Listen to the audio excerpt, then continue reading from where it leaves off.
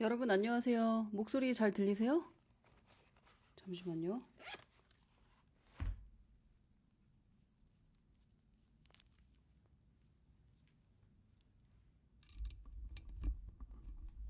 어? 무슨 소리가? 아이고 아이고. 여러분 소리 잘 들리세요? 네, 잘 들려요? 네, 알겠습니다. 음. 한 2주만 왜 이렇게 소리가 크게 들리지? 잠시만요. 이게 지금 이어폰이랑 뭔가 합이 안 맞나 봐요. 찌지직 소리 들렸죠? 방금 전에. 나만 들린 거 아니지? 어때요? 오늘 오늘 더 아름다워요? 화장 머리 마음에 드십니까? 머리를 잘랐어요. 머리가 너무 지저분해서 좀 기르다가 좀 잘랐습니다. 그리고 화장은 제가 요즘 좀 좋아하는 립스틱이 있는데 그 립스틱이 좀 괜찮더라고요. 화사하니. 음, 감사합니다. 네, 계속 마음이 심란했었는데 일단락된 일이 있어서 그 라방을 할 마음이 또 생겼습니다. 네, 귤나무님, 위드 엘라님, 소식도 모르고 있다가 라방이시라니요. 네, 네, 뭐 많은 일들이 있었죠. 오늘 그쵸? 그동안 많은 일이 있었고 뭐 사회적으로도 많은 일이 있었고 저 개인적으로도 좀 일이 있었고 그래서 그 좋아하는 릴스 편집도 잘 안 하게 되더라고요. 저는 제가 했던 라방을 약간 끝까지 책임져야 한다라는 그런 마음으로 항상 바쁘게 쉴 새 없이 릴스를 편집해서 올렸는데 요즘에는 그것도 힘들었었어요. 그래서 계속 그나마 매일 하는 낭독이 있고 매일 하는 운동이 있으니까 그리고 또 우리 낭독스쿨 단톡방에 이제 친구들 계속 이제 숙제 검사 해달라고 애기들이 어미새한테 먹이 달라고 짹짹하는 것처럼 그러신 분들이 계시니까 그거 보면서 하루하루 좀 바쁘게 지냈던 것 같아요. 항상 녹화본만 봤는데 라방 보니까 좋다. 감사합니다. 저도 제가 되게 좋아하는 그 패션 브랜드 대표님이 있는데 일주일에 한 번씩 라방을 원래 일주일에 두 번씩 라방을 하셨는데 그분이 이제 일주일에 한 번으로 라방을 줄이는데 그렇게 서운하더라고요. 저도 되게 기다리는 라방이 있기 때문에 여러분들의 심정을 압니다. 네.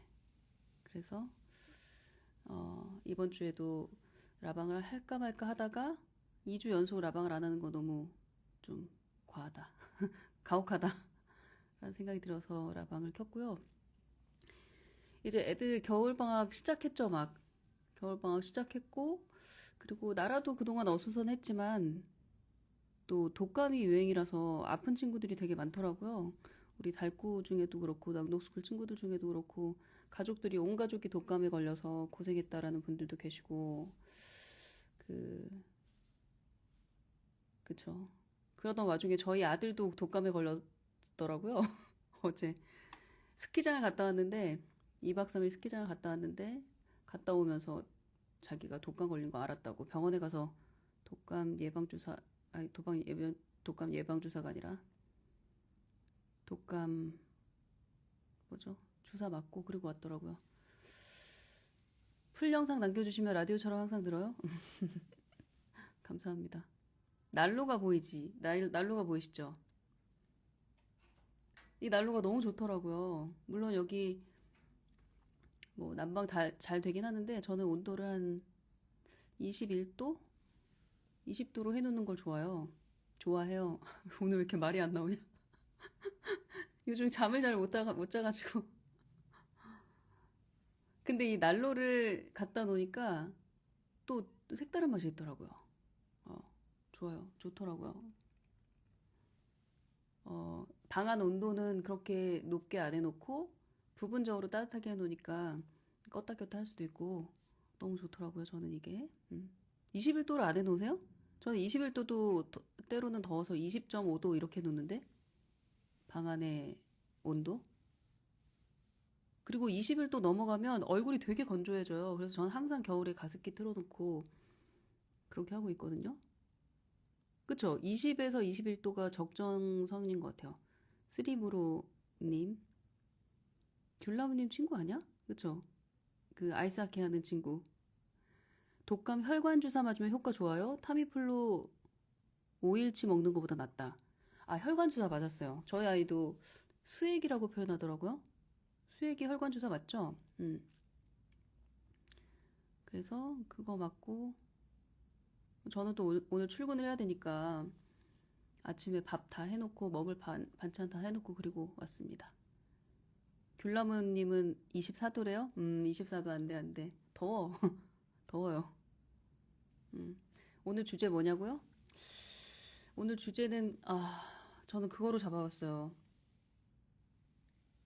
모범생이 왜 괴물이 되었을까? 좀 위험한 주제가 될라나요? 그 모범생은 왜 괴물이 되었을까? 볼륨이 작아요? 볼륨 작아요? 잠깐만 안 되는데?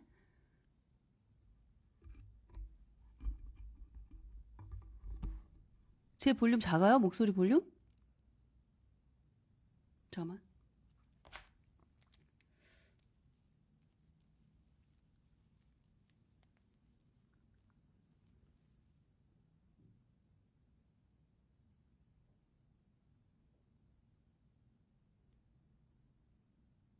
어, 볼륨을 키우고 어쩌고 할 수가 없는데.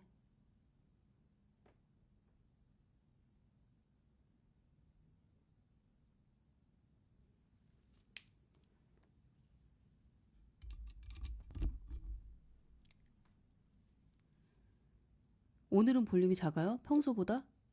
오, 그래요? 이거 사실 똑같은 건데, 잠깐만요.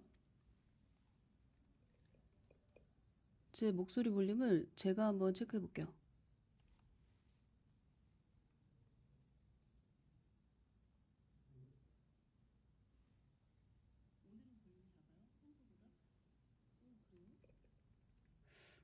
이건 왜 이렇게 시차가 있지? 마이크 가까이 오면 잘 들린다. 아, 그래요? 그래서 이런 스탠딩이 필요한가 봐. 잠깐만요. 저 방법을 생각해 볼게요.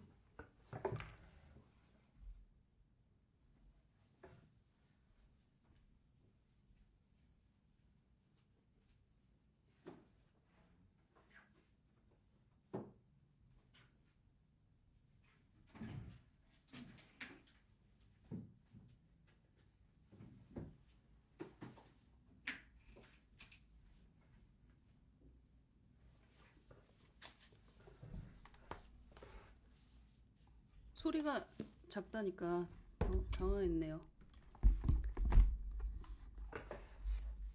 아, 괜찮아요? 음질은 좋고 잘 들리는데 음향이 평소보다 작은 것 같다. 불편하진 않는다.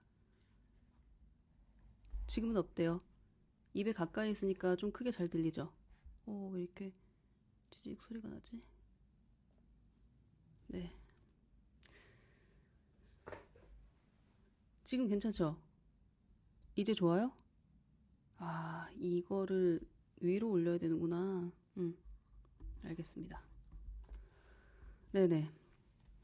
그래서 여러분들 이 초유의 사태죠. 대통령이 이제 체포당하는 그런 장면을 우리가 어제 봤는데, 저는 사실 정치에 그렇게 크게 관심이 없는 사람이었어요. 왜냐면 나 살기 바빠가지고. 뭐, 끼케야 교육부에서 일을 제대로 하든지, 뭐, 이 정도? 교육 정책이 어떻게 바뀌는지, 그 정도에만 관심을 가졌지. 음, 마이크 가까이 하니까 잘 들려요? 다행이다. 이렇게 해야 되는 거구나, 로드는. 최근 한두 달 동안 거의 정치 관련된 뉴스를 수시로 계속 들었던 것 같아요. 그러니까 약간 너무 피곤해지더라고요, 삶이. 그러면서 이제 제가 몰랐던 검사들의 비리, 뭐 이런 것들을 계속 듣다 보니까, 진짜 이거 모르고 살면 안 되겠다라는 생각이 들어서, 그리고 또, 왜 그 검찰, 그쵸, 검사들이라는 건 엘리트 중에 엘리트들이잖아요. 그쵸, 학창 시절에 공부 잘해서, 그냥 잘한 것도 아니고 정말 탑 오브 더 탑, 너무너무 잘해서 서울대 법대 들어가서 사시 다 패스해서, 그 중에서도 그 뭐죠?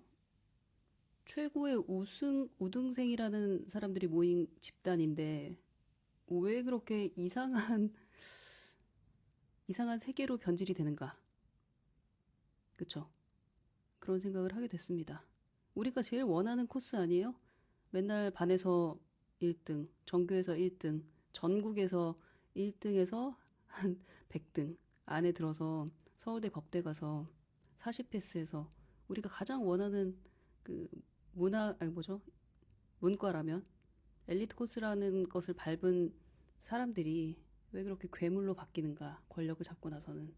여러분들 그런 생각 많이 해보지 않으셨어요? 시국이 시국인지라. 네, 트리니티님처럼 저도 살면서 뉴스를 제일 많이 본 기간이었다. 잠을 못 잘 정도였으니까 새벽에 일어나면 항상 뉴스 켜고 속보가 나왔나 싶어서. 여러분들 그래서 그 그런 건 되게 많더라고요. 윤석열이 어떤 가정 환경, 어떤 부모 밑에서 어떻게 자랐길래 이렇게 되었나. 그런 거 분석한 거 많이 보셨죠? 나만 본 거 아니지? 남편과 어젯밤에 나눴던 이야기예요.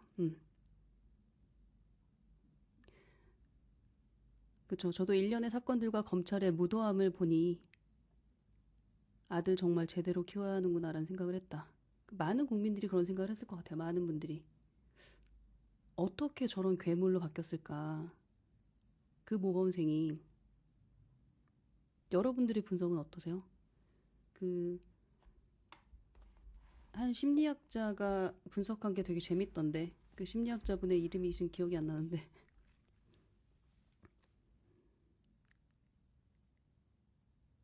여러분들 그 낭독스쿨이나 우리 달구들도 보면은, 뭐, 기질적으로 굉장히 순종적인 아이들이 있고, 그리고 태생적으로 바닥을 많이 하는 아이들이 있어요.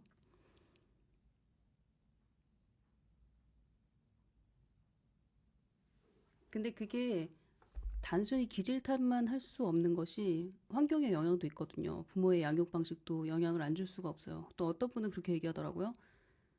왜 타고난 기질이라는 게 있고, 어, 유전적인 게 있는데, 부모가 환경을 잘못 만들어줘서 내지는 양육을 잘못해서 애가 잘못된 거다. 애가 이런 문제가 있다라고 얘기를 하냐라는 분들도 계신데, 맞아요. 김태형 심리학자. 그분이다. 맞아요. 그분 이야기가 되게 재미있더라고요. 설득력 있고. 근데 저는 이제 그 낭독스쿨이나 달구들을 보면서 많은 어린이 친구들을 보잖아요. 정말 다양해요. 너무너무 달라요. 어떻게 이렇게 애들이 다 다를까. 저는 이제 저희 아들 둘만 키워서 두 명의 케이스만 보고 살 뻔했는데, 어, 달구들이랑 낭독스쿨 덕분에 수백 명, 천여 명이 넘는 수천 명의 아이들을 이제 관찰할 수 있는 특별한 그런 상황이잖아요. 그러면서 더 많이 느끼게 되는 게 권위주의적인 부모가 아이를 망치고 아이를 괴물로 만들기 제일 쉬운 것 같아요. 저는 그가 왜 저런 배우자를 골랐을까도 너무 궁금했다. 이것도 그 김태형 심리학자분이 잘 분석하셨던데?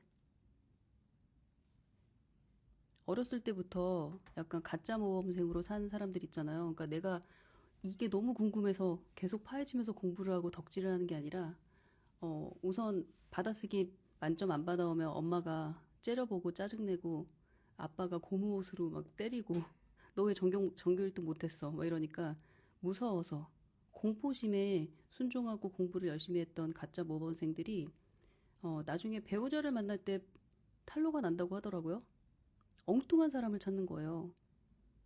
그러니까 자기 선택에 의해서 자발적인 그런 선택을 계속 이어왔던 그런 어른이라면 당연히 정상적이고 현모양처적인 그런 여자한테 끌리게 마련인데 그 억압받은 게 많고 어, 너무나 경직된 삶을 살았기 때문에 너무 자유분방하고 자유분방하다 못해 법을 드나들어. 법과 불법 사이를 드나들면서 범죄를 저질러. 그러니까 그런 부류의 여자들한테 완전히 판무파탈한테 완전히 빠진다고 하더라고요. 그럴 것 같죠? 그래서 끼리끼리 만나잖아요. 그래서 배우자에 대해서도 사실 내가 그 당시에 너무나 끌려서 사랑하고 결혼한 거기 때문에 거기에 대한 책임을 져야 돼요. 나한테 딱 맞는 사람이 나한테 온 거야. 음,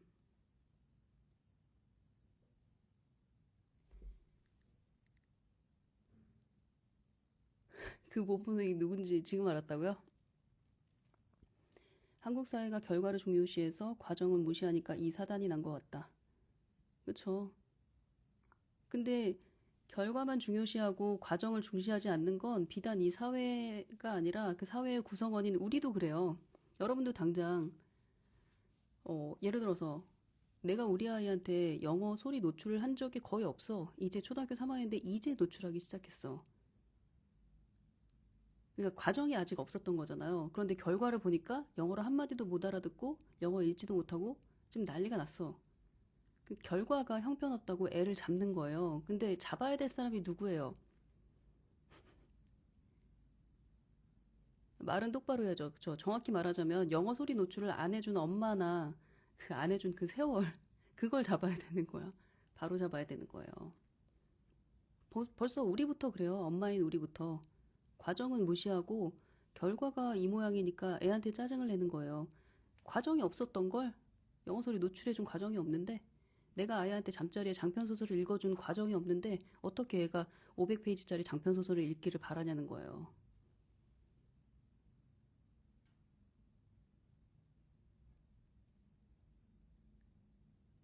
오늘은 녹방이 없을 것 같다. 빙고. 음, 공부 잘한다고 다 받아주는 어른들이 문제인 것 같다. 아, 유리님 정말 날카로운 지적이십니다.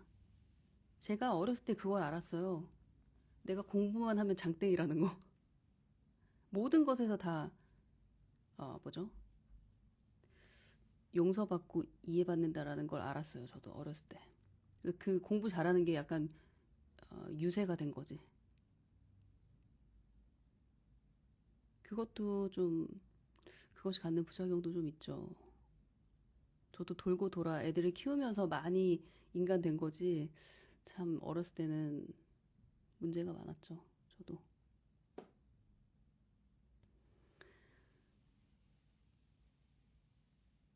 영어를 못하는 엄마면 아이에게 알려줄 수가 없잖아요. 영어를 잘해서 아이한테 영어를 알려주면 그게 큰일이에요. 엄마가 영어 강사가 되는 순간 아이는 영어를 아주 아주 끔찍하게 싫어하게 돼요. 영어를 못하는 엄마니까 애가 영어 한 마디 알아들어도 이걸 어떻게 알아들었어? 엄마는 하나도 안 들리는데 이럴 수 있어요. 이런 우쭈쭈가 아이의 영어를 성장하게 만드는 지름길인데 그리고 엄마가 영어를 못한다고 해서 영어 영상 그 버튼을 못 눌러주는 건 아니잖아. 넷플릭스 틀어주는 것도 못하는 건 아니잖아요. 영어를 못하는 엄마여야 엄마 배우가 성공할 가능성이 높아지는 거예요.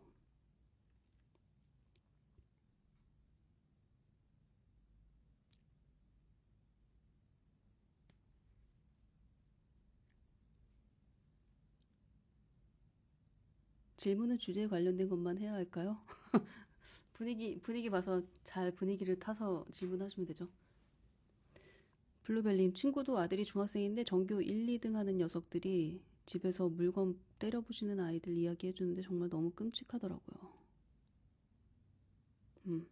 근데 더 끔찍한 건 뭔지 알아요?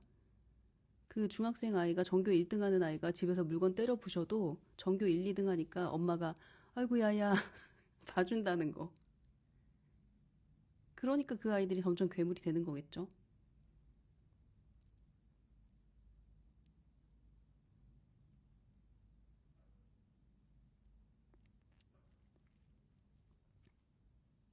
여기 괴물이 된 모범생, 괴물까지는 아니더라도 저도 그 과였다. 순한 기질의 저와 잘나고 욕심 많았던 친정엄마 이 조합이 반항아를 만들었어요. DDA님은 언제 반항하셨는데요? 공부하느라고 중고등학교 땐 반항 안 했을 것 같은데. 저도 중고등학교 땐 반항 안 하다가 대학교 1학년 때 거의 막 터졌는데. 저도 비슷한 과죠. 슈가정원님, 최근에 고3 아이들이 선생님들을 도찰한 사건이 있었는데 그 아이들이 공부를 잘하는 모범생이라는 이유로 고3인데 강제 전학으로 마무리했다는 소식을 보면서 공부가 결국엔 무기가 되는구나 했습니다. 음.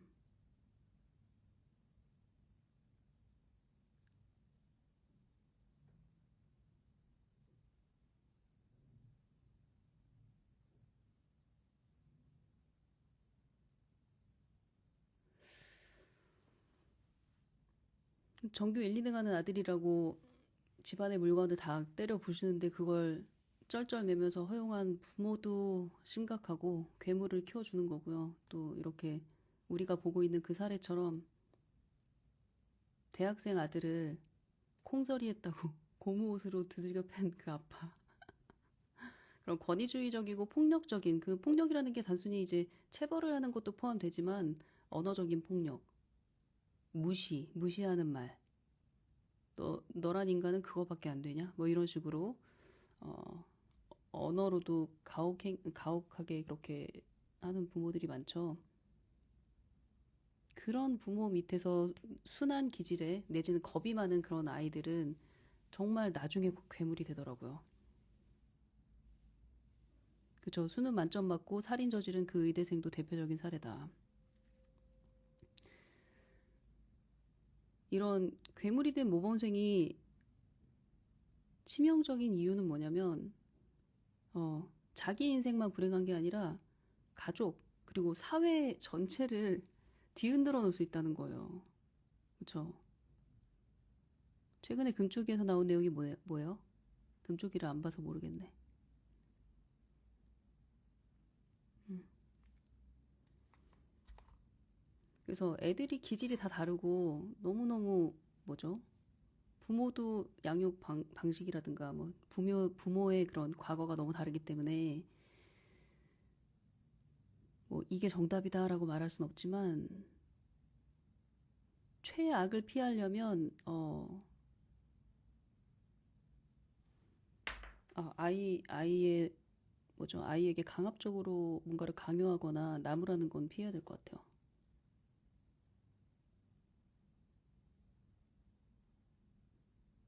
DDA님, 고등학교 때부터 본격적으로 엇나갔어요. 지금은 웃으면서 얘기할 수 있지만 그 당시를 생각하면 죄송하기도 하고. 근데 솔직히 그때 반항한 건 제가 살기 위해서 그렇게 했던 거예요. 강하게 몰아붙이는 엄마 밑에서 자랐던 순한 저는 반항하면서 갑자기 안 보인다.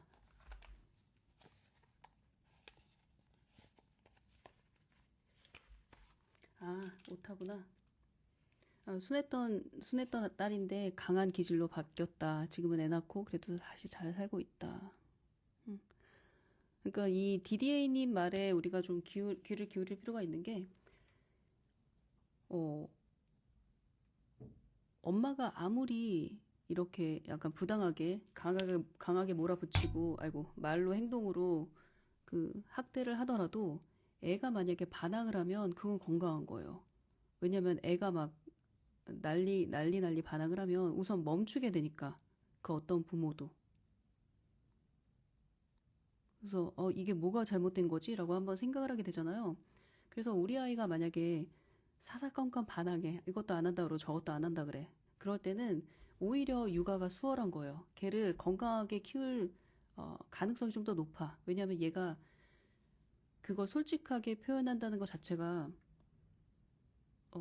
우선 그걸 그러니까 우리 엄마는 이 정도는 받아줄 거야라는 그런 믿음이 있거나 아니면은 나 이거 이렇게까지 거부를 안 하면 반항을 안 하면 나 죽을 것 같아라는 신호를 되게 강력하게 주는 거거든요. 그래서 사실 말 안 듣는 자식 키우는 게 키울 때는 당장은 되게 힘들어 보여도 지나 보면 그때 그렇게 걔가 반항을 해서 뭐 멈춘 게 천만 다행이지 라는 생각이 드실 거예요. 그게 건강하게 자랄 수 있는 지름길인 것 같아요. 아이가 어떤 거부를 하거나 반항을 했을 때 멈추는 거, 그리고 돌아보고 애의 말을 좀 귀를 기울여 보는 거. 근데 문제는 뭐냐면 이놈의 자식이 어디 어른한테 어디서 배운 말버릇이야 막 이러면서 애 말을 들으려고 하지 않고 오히려 자존심 상해하는 사람들 있죠. 애랑 싸우는 어른. 그럴 경우 이제 애랑 전쟁이 일어나는 건데, 그래서 만약에 애가 졌어.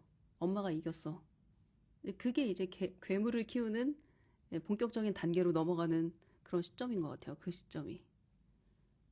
그래서 자식 이기는 부모 없다라는 말이 전 되게 지혜로운 조언이라고 생각해요. 슈가정원님. 저도 가끔 자기 주장이 강한 1호보다 순순히 엄마 말을 따르는 2호가 더 신경 쓰였어요. 언제 폭발할까 싶어서. 근데 이렇게 순순히 잘 따르는 아이들이 윤석열이었어요. 순순히 잘 따랐는데, 근데 그게 기꺼운 마음에서 엄마랑 대화를 해서 설득이 돼서 하는 게 아니라 억울함을 품으면서 하는 거잖아요. 그 억울함을 품으면서 진행되는 순종이 나중에 이 사람이 어른이 돼서 권력을 잡고 어떤 자리에 있을 때 다른 사람들을 그렇게 쥐흔든단 말이에요. 내가 살았던 삶이 너무 억울하기 때문에 완전히 막 나가거나 아니면 밑에 사람들 너 이것도 못해? 난 이것까지 했어. 근데 이런 정의감, 뭐라 그러죠? 정의, 자기의 의가 센 부모가 자녀를 굉장히 억압적으로 키울 확률이 높죠. 저도 굉장히 그런 스타일이긴 했는데 자식이 되게 센 자식이 태어나가지고 사사건건 이렇게 거부를 하니까 사사건건 저는 브레이크를 당해서 멈춘 거예요. 그러니까 멈추고 생각을 하다 보니까 아이의 거부가 납득이 되고 또 납득이 안 되면 내가 어떻게 납득이 되도록 계속 생각을 해야지. 그러다 보니까 생각의 폭, 이해의 폭이 좀 더 넓어진 게 있거든요. 그래서 저도 되게 갇힌 사람인데 갇힌 틀 안에서 살던 사람이고 이것이 옳다고 생각하면 그걸 끝까지 관찰해야 되는 그런 성격의 사람이었는데 많이 바뀌었어요. 저도 아이를 키우면서 내가 주장하는 것이 내가 하고자 하는 것이 반드시 정답이 아니라는 걸 저희 둘째를 키우면서 저는 많이 느꼈거든요.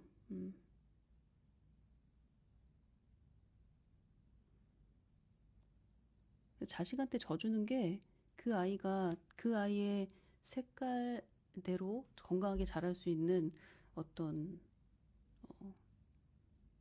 좋은 비결인 것 같아요. 슈가정원님, 저는 큰아이랑 큰 전쟁을 치르고서야 알았어요. 내가 나의 사고에 매몰돼서 아이에게 강요하고 있었구나. 결론이 내려진 대화를 하니 전쟁이 날 수밖에 없어요. 지금은 많이 깨달았고 좋아지고 있습니다. 그러니까 애들이 귀신같이 알아요. 엄마가 결론 이미 정해놓고 나한테 지금 잔소리한다는 거. 그러니까 이게 대화가 아니라 잔소리인 거지. 대화의 기술도 필요하지. 내가 답이 없다. 지금 정답이 없는데 너랑 한번 얘기해 보려고 해. 연기라도 좀 하셔야 되는데 그게 잘 안 되거든요. 답정너인 상태에서 말을 하면.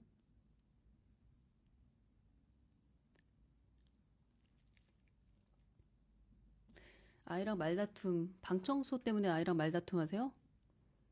방청소에 대해서는 저도 유튜브에 한번 올리긴 했는데 이것도 엄마마다 사람마다 다 자기 상식이 달라요.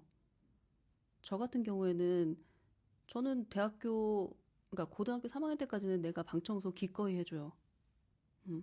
근데 의외로 이렇게 초등학교 고학년도 그렇고 중학생도 그렇고 우리 딸내미 방이 뭐 완전 대지울이다부터 시작해서 이제 딸 욕하면서 어떻게 그렇게 지저분하게 하고 사냐 이렇게 얘기를 하시는 분들 많은데 방청소 엄마가 해주세요.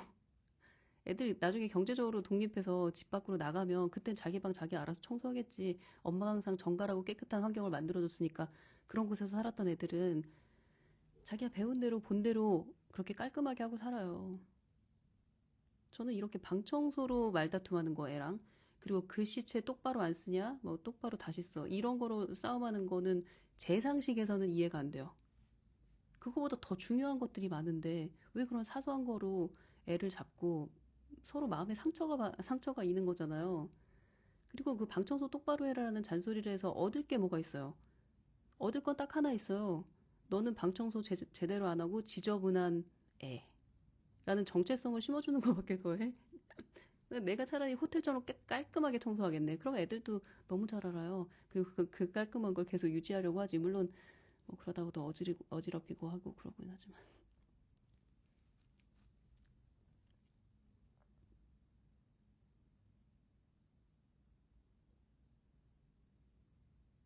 어, 샤이니 영님, 태영님, 민주적이고 열린 것처럼 보이는 부모님이었는데 저는 늘 억울함이 있었어요. 말로 이길 수가 없어서. 그래서 아이 키우면서 아이 마음에 억울함이 없도록 해주려고 노력하고 있어요. 이거 굉장히 중요해요. 아이 마음에 억울함 없게 하는 거. 이 태영님이 이 얘기하니까 그거 생각난다. 저희 둘째도 아무래도 엄마랑 이런저런 대화를 많이 나누다 보니까 큰애는 저랑 대화하는 걸 되게 좋아했는데 그리고 되게 재밌게 듣고 엄마한테 들은 재밌는 그런 논리, 재밌는 해석 이런 걸 친구들한테 막 얘기하기도 하고 마치 자기의 논리인 양. 근데 우리 둘째 같은 경우에는 그런 걸 되게 피곤해했던 것 같아요. 그래, 엄마 논리적으로 말 잘해. 근데 그게 되게 피곤하고 나는 말로는 절대로 엄마를 이길 수 없다는 걸 어렸을 때부터 알아서 이렇게 막 약 올라서 어쩔 줄 몰라 하다가 하루는 울더라고요. 초등학교 5학년 때. 어, 어떤 주제로 얘기했던 건지 기억이 안 나는데 뭐 핸드폰 사달라는 건 아니었던 것 같고. 아, 무슨 아무튼 근데 그때 한참 얘기하는데 거의 울먹울먹 읽듯이 얘기하면서 엄마는 항상 말로 이기잖아 나를 이렇게 하면서 막 울려 그러더라고요. 그래서 그때 처음 알았어요. 저는 되게 차분차분 논리적으로 조근조근 설명해 준다고 생각하고 말을 한 건데 얘는 그게 난 저렇게 말 못하니까 너무너무 짜증이 났던 거예요. 그 반박을 못하니까 반박을. 그래서 우리 둘째하고는 그렇게 막 나의 논리력을 뽐내는 그런 말을 막 장황하게 하는 걸 잘 안 하게 됐고, 아, 이 아이는 침묵 혹은 말없이 뭐 아이가 좋아하는 뭐 과자를 사놓는다든가 아이가 좋아하는 어떤 뭐 과일을 사놓는다든가 이런 걸로 엄마의 사랑을 확인하는 아이구나 그런 생각을 또 했어요. 그건 저한테도 되게 충격적인 일화였어요. 엄마가 말 너무 잘하니까 내가 이길 수가 없어서 아 뭐라고 말을 했는데 제가 블로그에 그 마주 이야기를 써놨는데 정확한 워딩이 기억 안 나네. 나중에 제가 찾으면은 단톡방에 공유를 해드릴게요. 음. 엄마가 말하는 게 하나부터 열까지 다 맞아. 맞아요. 그런데 억울해. 이렇게. 맞아요. 투정 한 번 없는 아이를 더 살펴봐야겠습니다. 근데 유준이는 워낙에 엄마 아빠가 사랑을 많이 주고 또 많이 말로 표현하고 막 이러니까 그 안에서 그런 분위기라서 더 가능하면 엄마가 제안하는 거는 따르려고 하는 것 같긴 해요. 그리고 유준이 힘들면 힘들다고 엄마한테 얘기하잖아요. 그러니까 그게 제일 고마운 것 같아요. 힘들면 힘들다고 얘기해 주는 거. 오늘 단톡방에 어떤 친구가 재은이라고 필수님 초등학교 2학년 올라가는 애인데 그 영어 소리 노출이 많이 되진 않았어요. 그러니까 영어 영상을 보는데 100%다 이해하는 게 아니잖아요. 그런데 엄마가 만약에 그 상황에서 영어 다 들려? 잘 이해돼? 이해할 만해? 볼 만해? 이렇게 물어봤을 때 애들마다 다 답변이 다를 거예요. 어, 거의 다 이해가 안 될 확률이 높죠. 영어 노출이 거의 안 됐으니까. 그런데 내가 어디까지를 들린다고 얘기를 해야 되는 거야? 여러분이 만약에 누가 여러분한테 넷플릭스 자막 없이 보고 있는데 자막 없이 보면은 그거 잘 들리세요? 라고 물어보면 여러분들 뭐라고 대답하겠어요? 들리는 정도가 비슷해도 사람마다 대답이 다 틀려요. 어떤 사람은 야, 이거 반도 안 들리는 거니까 아, 거의 안 들려요. 라고 대답을 하겠죠. 또 어떤 사람은 반이나 들리니까 이거 꽤 많이 들리는 거지. 그런 대로 들려. 이렇게 대답하잖아요. 마찬가지예요. 애들도 그런데 그 시험 보고 나서도 되게 많이 틀렸는데, 시험 잘 본 것 같아. 이렇게 얘기하는 애도 있고, 딱 하나 틀렸는데 시험 망쳤다고 얘기하는 애도 있듯이, 영어 듣기도 천차만별일 텐데, 답이. 근데 그 재은이란 친구는 이렇게 답했더라고요. 엄마, 한글 자막 있어야 조금 들리지, 자막 없으면 거의 안 들려. 뭐 이렇게 얘기했던가? 정확한 워딩이 또 기억이 안 나네. 되게 솔직한 거죠. 되게 솔직한 거야. 근데 그렇게 솔직하게 얘기해주면 너무 고마운 거예요. 만약에 뭐 만약에 아이가 엄마 근데 나 한글 자막 없으면 거의 무슨 말인지 몰라 이렇게 얘기를 했을 때 그 엄마가 야, 너 지금까지 하나도 안 들리는 거 듣고 있는 척 했던 거야? 듣지 마! 이런 엄마라고 생각을 해보세요. 그러니까 말이 안 통해. 말이. 지금 내가 들리는지 안 들리는지 상황이 궁금해서 물어봤으면 그 대답이 하나도 안 들려요. 거나 조금 들려요? 한 반 정도밖에 안 들려요? 라고 어떤 대답을 하든 그걸 수용할 준비를 하고 질문을 해야 되잖아요. 아, 수영은 잘 안 들렸어요? 그러니까 너 이거 영어 잘 들려? 뭐 이해할 만해? 이렇게 물어봤을 때 애들 대답이 천차만별일 텐데 엄마 나 근데 하나도 안 들리는데 그냥 화면만 재밌어서 보는 거야 라고 대답을 했을 때 그래? 그럼 우리 좀 더 쉬운 거 한번 볼까? 이렇게 말하는 부모라면 솔직히 대답을 할 거예요. 응? 그런데 너 지금까지 화면만 본 거야? 그럼 아무 소용 없이 그냥 시간 낭비만 한 거야? 이렇게 소리를 지르는 부모라고 상상을 해보세요. 그 누가 엄마한테 솔직하게 자기 심정을 얘기하겠어. 지금 그 얘기하고 있습니다. 내가 열심히 뭐죠? 흥분하면서 얘기했는데 다 안 들렸나 봐. 마이크에 좀 멀리 있어서. 그래서 유리알님이 말한 것처럼 엄마랑 편안하게 대화를 나눌 수 있는 관계를 유지하는 게 괴물을 안 만드는 지름길이에요. 아이한테 억울함을 안 남겨주는. 음. 그래서 내가 그 어떤 황당한 대답을 해도 엄마가 그렇게 생각했구나. 엄마는 그건 미처 생각 못했다. 이렇게 대답할 수 있는 그런 마음 자세를 갖고 대화를 시작하는 것도 중요하고요. 다 들렸어요? 다행이다. 음. 그리고 사실 그 자막에 대해서는 제가 그 단톡방에도 좀 자세히 적긴 했는데 제 유튜브 찾아보면 한글 자막이 왜 도움이 되는지, 한글 자막이 왜 청독 효과가 있는지, 그리고 한글 자막을 켜놔도 초등학교 1, 2학년 애들은 너무 빨리 지나가서 한글 자막을 본다라기보다 영어 소리를 듣는데 귀를 쫑긋하다가 어쩌다 무슨 말이야 할 때 한글 자막의 힌트를 이용하는 거지. 아이고, 그렇습니다. 한글 자막 굉장히 유용해요. 그리고 아이가 엄마 나 한글 자막 켜주면 영어 영상 그래도 볼 수 있을 것 같아 라고 말하면 그게 정답이에요. 너무 정확하게 아이가 잘 말한 거고 엄마가 그걸 잘 캐치하셔야 돼요. 음.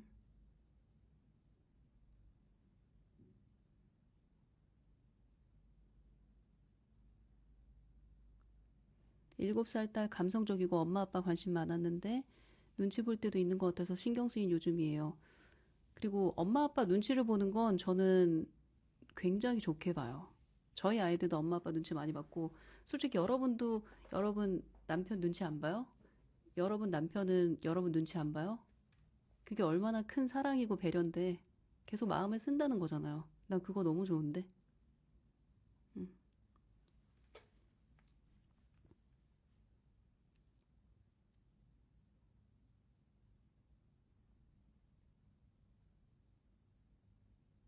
그래서 제가 사실 달구들 고민 같은 거 이렇게 얘기하고 단톡방에서 그리고 우리 낭독스쿨 친구들이 고민 같은 거 얘기할 때 들으면서 느낀 게 뭐냐면 아 이게 고민이고 문제라고 올려주시는 게 사실 굉장히 뭐라 그러지? 굉장히 보물 같은 어떤 멘트를 아이가 했는데 그걸 못 알아차리시더라고요. 그 아이가 던진 그 한마디가 굉장히 정확한 사인이고 그리고 그렇게 솔직하게 자기 마음을 표현한다는 것 자체가 이미 엄마와 아이와의 관계가 굉장히 단단하다는 거거든요. 음, 그래서 그런 생각을 좀 했습니다.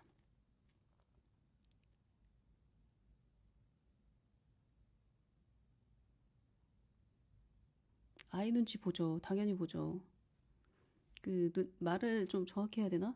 아이의 낯빛을 살핀다? 왜냐면 아이들은 말이 어눌하기 때문에 어른도 뭐 말이 그렇게 유창하진 않죠. 우리 다 말이 어눌하죠. 그리고 말로 전달할 수 있는 건 한계가 있기 때문에 사실 표정, 어떤 행동, 이런 걸, 그러니까 비언어적인 요소를 토대로 우리는 그 사람의 마음을 좀 더 정확히 파악하게 되잖아요. 그러니까 아이 눈치 살펴야죠. 저도 이제 저희 둘째가 집에 들어오면 이거 에어팟 빼고 숨소리까지 이렇게 신경 쓰면서 부엌에서 막 밥은 하지만 뭐 숨소리까지 신경 쓰면서 보고, 그리고 밥 먹을 때 어느 반찬에 젓가락이 많이 가는지 그것도 이렇게 보고, 또 내가 보고 있는 거 너무 티나면은 애가 부담스러워할까봐 안 보는 척하면서 이렇게 보고 다 그러지 않나요? 네. 큰 사랑이죠. 아이의 눈치를 보는 건. 애새 눈치 보기 너무 바쁘다. 어머, 애가 셋인 분들은 좀 바쁘긴 하시겠네요.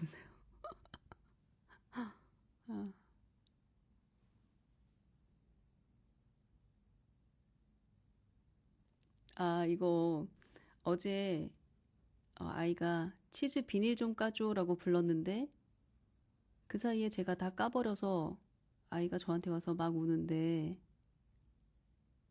이게 울 일이야? 하고 말했던 거 너무 미안하네요. 제 몸이 힘들어서. 그쵸. 이게 울 일이야? 이건 이제 어른끼리 할 얘기고, 어른끼리 이런 일이 있으면, 야, 이게 울 일이냐? 정신 차려. 이렇게 얘기를 하는데, 이제 애기는, 속상하겠다. 이거 비닐 까는 거 되게 재밌는데, 그 재미를 엄마가 다 날려버렸네. 미안해라. 이렇게 얘기를 해야 되는데, 그것도 좀 연습을 하면 쉽게 됩니다. 한두 번만 연습해도 돼요. 음. 또 애셋 중에 한 해만 칭찬해주면 또 안 돼요. 그래서 칭찬해줄 때도 너무 아, 과하게도 덜하게도 해주면 안 된다. 이거는 제가 조금 참고를 해야 되는 말이네요. 저는 그 뭐죠? 한 5, 600명 되는 달구들, 지금 단톡방에 있는 달구들, 그리고 또 밴드에 있는 1500명의 달구들이 있고 또 낭독스쿨 학생들도 많은데 한 해만 칭찬해주면 안 되는데 자꾸 그렇게 되네. 눈에 띄는 애들이 있어. 근데 솔직히 이거 어쩔 수 없는 것 같아요. 그러니까 인간과 인간 간의 관계잖아요. 그러니까 이 낭독스쿨에도 보면 제가 인스타 링크를 그 단톡방에 남겨달라고 얘기를 해요. 그래야지 제가 이 수많은 학생들 모든 인스타 링크를 다 들어가서 점검할 수가 없기 때문에 단톡방에 링크를 남기시는 분만 제가 링크 들어가서 이제 한번 훑어보는데 그냥 링크만 덜렁 남기시는 분이 있어요. 그리고 피드를 들어가 봤어. 근데 피드에도 글이 하나 없어. 그냥 애 낭독하는 것만 있어. 그러니까 난 얘가 몇 살인지도 모르겠고 이 낭독을 기꺼운 마음으로 하는 건지 아니면 힘들게 엄마가 억지로 끌고 와서 하는 건지도 알 수 없고, 그러니까 단서가 될 만한 글이 단 한 줄도 없는데 내가 그 아이와 연결될 수가 없는 거예요. 그런데 이걸 본능적으로 잘하는 분들이 계세요. 그런 소통력이 뛰어난 분들이 계시죠. 뭐 단톡방에 링크 하나 어, 링크 하나 남겨도 오늘 아이랑 낭독하면서 뭐 이제 더 이상 잔소리는 통하지 않는다는 걸 깨달았습니다. 이렇게 딱 한 줄은 남겼는데 나는 무슨 일이지? 하고 궁금해서 들어가 보게 된단 말이에요. 그래서 들어가서 그 링크 하나만 보는 게 아니라 예전 링크까지 다 보게 된단 말이에요. 그러면은 걱정되는 지점이 있으면 또 얘기를 하게 돼요. 그래서 소통이 시작되죠.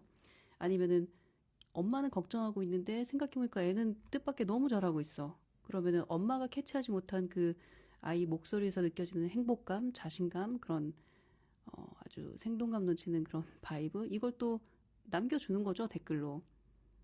그러니까 이 칭찬을 받을 짓을 하는 친구들이 있다. 칭찬이라기보다 뭐라 그러지? 말을 건네고 싶은 친구들이 있다. 그리고 그 애 셋 중에 특히 질투심이 많은 애들은 이제 승부욕이 많고 나중에 공부도 잘하는 애들이지만 저는 이런 것도 약간 필요한 것 같아요. 그냥 솔직하게 칭찬해 주는 거. 칭찬할 거 없는데 억지로 첫째, 둘째, 셋째한테 균등하게 내가 칭찬하리 뭐 이렇게 하는 것보다 살짝 그런 약간 경쟁심을 자극할 필요도 있다고 생각해. 인생이 이렇게 만만한 게 아니라는 걸 어렸을 때부터 알아야지. 음. 귤나무님, 달님의 댓글로 저희 딸내미 날아다니고 있다. 아니, 근데 귤나무님 딸은 진짜 너무너무 재능이 많고, 너무 예쁘고, 항상 웃잖아요. 그 표정은 거짓말을 못해. 너무 행복한 거야. 어떻게 그 어린 동생들이랑 춤추면서도 그렇게 행복해요? 저는 귤나무님은 육아는 이제 완성했다 생각해요. 완성. 진짜로. 음. 질투심 많은 애들이 승부 있고 뭐든 해내죠. 어떻게 해서든. 음, 맞아요. 귤나무님 따님이 엄마 닮은 것 같아요. 제 댓글로 달구들도 날아다니게 한다. 그래서 제가 바빠요. 어? 더 많이 돌아다니고 더 많이 챙겨주고 싶은데 항상 시간이 부족하니까 그게 좀 아쉬울 뿐입니다. 그래요. 저는 사실 여러분들도 한번 보세요. 견파님 1등 하라고 한 적 없는데 1등에 집착하는 이유는 본성인 건가요? 그쵸? 이런 아이들이 어떻게 해서든 나 1등 하고 싶고 쟤보다 나도 그림 잘 그리고 싶고 질투심도 많고 승부욕도 강하고 이런 거죠. 그 본성이 너무 좋죠. 잘 활용하면. 음. 송유주님, 달님 만나고 알게 된 사실은 제가 남편을 존경하는 마음으로 결혼을 선택했던 것처럼 아이도 존경하는 마음으로 바라봐주면 웬만한 일은 잘 넘어가는 것 같습니다. 달님께서 아이를 대하실 때 늘 온 정성 다하시는 걸 느끼고 확신하게 되었습니다. 맞아요.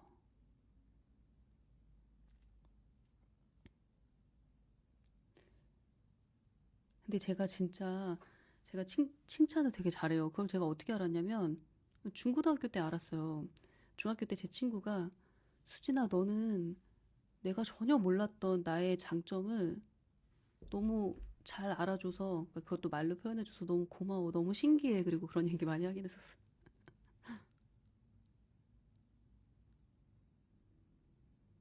애니님. 달님 덕에 육아가 행복해지고 있어요. 요즘 아이가 더 귀엽고 사랑스러워 보여요. 진짜로 여러분들한테 제가 드리고 싶은 말이 아이를 키우면서 아이가 너무너무 귀엽고 사랑스러운 순간들이 많은 게 정상이에요. 왜냐? 걔네는 존재 자체로 정말 귀엽고 사랑스럽거든요. 음. 그래서 내가 만약에 우리 아이가 정말 원수 같다? 너무너무 밉다?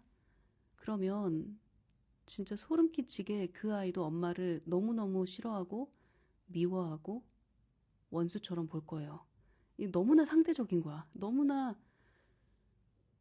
이런 것이 진리겠죠. 이런 것이 진리겠죠. 음. 내가 우리 애가 너무 밉고 쟤는 왜 이렇게 나를 힘들게 하지?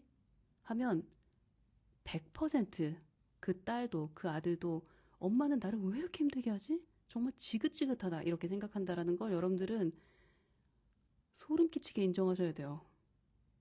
음, 소름 끼치게 맞는 말이니까 인정하셔야 돼요. 이 말을 하려고 했는데 말이 왜 이렇게 뒤죽박죽이냐?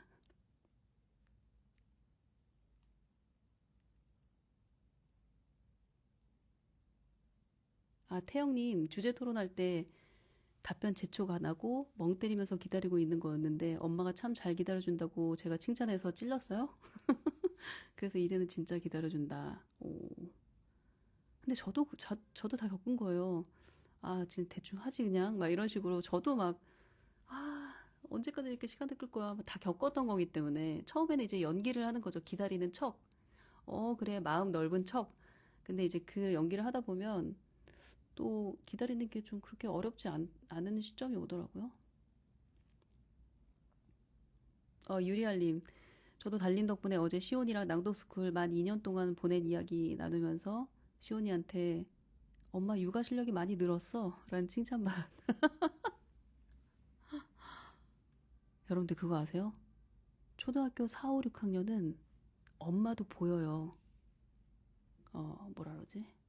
학원 선생님도 저 사람이 실력 있는 사람인지, 실력이 있어서 실력 있는 사람인지, 실력이 없는 수학 선생님인지 다 알아요. 그래서 초등학교 고학년 학생들을 가르치는 학원은 장난을 못 쳐요. 진짜 실력이 있어야 되거든. 중고등학교는 말할 것도 없고요. 근데 우리 초등학교 4, 5, 6학년 애들이 엄마의 육아 실력을 모를까? 엄마의 내공, 엄마의 품성이 눈에 안 들어올 것 같아요? 다 알아요. 그래서 그때 사춘기가 시작되는 거예요. 어른이 뭐 저래. 자기 감정 조절도 못하고, 말도 안 되는 궤변 늘어놓고, 혐오스럽지 뭐. 그런데 인정도 안 해. 엄마한테, 엄마 그건 아닌 것 같아. 이렇게 말했을 때 엄마가, 그런가? 다시 생각해야 되나? 엄마 다시 한번 생각해 볼게. 이런 엄마면 얼마나 사랑스러워. 응? 근데 그럴 수 있냐고요, 여러분들.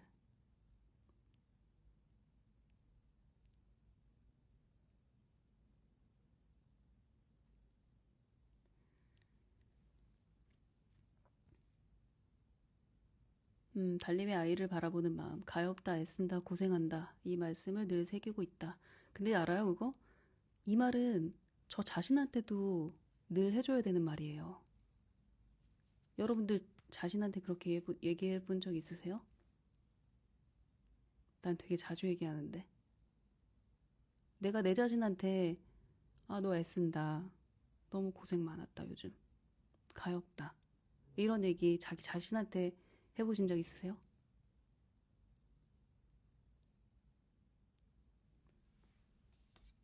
그걸 할 수 있으면 아이한테 말하는 건 껌이에요.